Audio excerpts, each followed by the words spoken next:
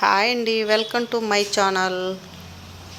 ఈరోజు ఎంతో రుచిగా ఉండే దొండకాయ పచ్చడి తయారీ విధానం చూద్దాం.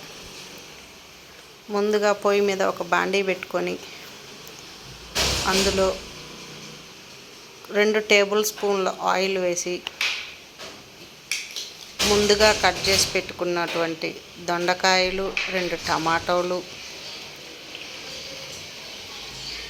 ఇంకా కారానికి సరిపడా పచ్చిమిర్చి వేసి ఒకసారి కలయి పెట్టుకుందాం. ఇందులోనే కొంచెం చిటికెడు పసుపు,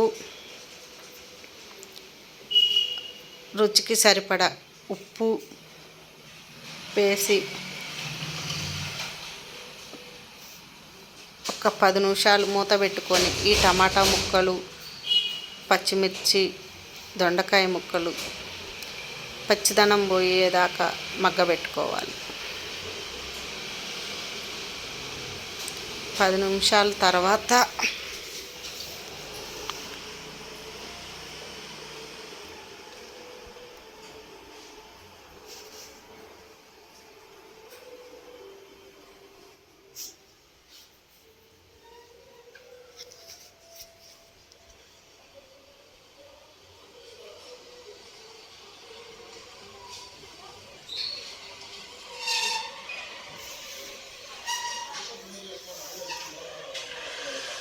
మూత పెట్టుకొని మగ్గించుకోవాలి.